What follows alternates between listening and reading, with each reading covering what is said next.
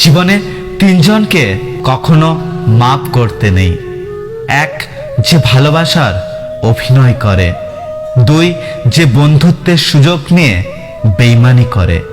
আর তিন, যে বিশ্বাসের মর্যাদা রাখতে পারে না।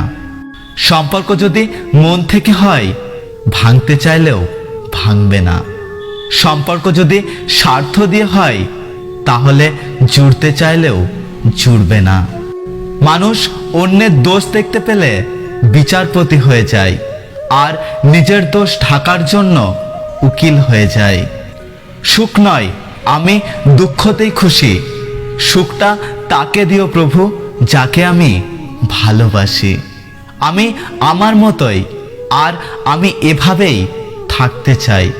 কারণ আমি মুখোশ পরি না, আর মুখোশধারীদের পছন্দ করি না। জীবনের তিনটি মন্ত্র: অতি আনন্দে কাউকে কথা দিও না, রাগের সময় উত্তর দিও না, দুঃখের সময় নির্ণয় করো না, ধীরে বলো শান্তি পাবে, অহংকার ছাড়ো মুক্তি পাবে, বিচার করো জ্ঞান মিলবে, সেবা করো শান্তি পাবে। এখনকার দিনে একলা থাকার অভ্যাসটা খুবই দরকারি, কারণ কেউ কারণ নয়। একটা সময় হারিয়ে যায় অনেক সময়ের মাঝে। একটা সম্পর্ক হারিয়ে যায় একটা কথার ভুলে। একটা মন ভেঙে যায় ছোট্ট অপমানে। আর একটা জীবন শেষ হয়ে যায় একটু অভিমানে। হয়তো ভুল করে তোমার থেকে তোমার ভালোবাসা চেয়েছিলাম।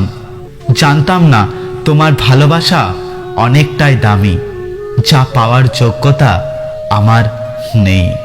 অনুভূতি, ভালোবাসা, মায়া এসব যত কম প্রকাশ করবেন, আঘাত করার সুযোগ মানুষ তত কম পাবে। কাউকে ক্ষমা করা সত্যি একটি মহৎ গুণ, তবে একই মানুষকে বারবার ক্ষমা করা বোকামি। গাড়ি খারাপ হয়ে গেলে যেমন গাড়ি সারাতে হয়, গাড়িটা ফেলে দিতে নেই, তেমনি সম্পর্কের মাঝে ভুল বোঝাবুঝি হলে ভুলগুলোকে শুধরে নিতে হয়, সম্পর্কটাকে শেষ করতে নেই। জানি তুমি ব্যস্ত, তবুও এই বোকা মন বারবার ফোন চেক করে শুধু এই ভেবে যদি তুমি মেসেজ করো। পরিস্থিতি মানুষকে অনেক কিছু শেখায়, যেমন একা চলতে শেখায়, নিজের পায়ে দাঁড়াতে শেখায়, বাস্তবতা শেখায়, চেনা মানুষের আড়ালে অচেনা মানুষকে চিনতে শেখায়।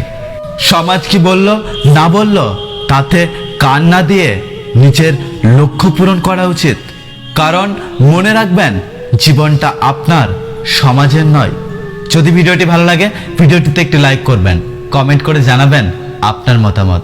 যদি আপনি আমাদের ইউটিউব চ্যানেলটি এখনো সাবস্ক্রাইব না করে থাকেন, তাহলে চ্যানেলটি সাবস্ক্রাইব করে পাশে আসা বেল আইকনটি প্রেস করে রাখবেন। দেখা হচ্ছে পরের ভিডিওতে, ততক্ষণ সুস্থ থাকবেন। Take care.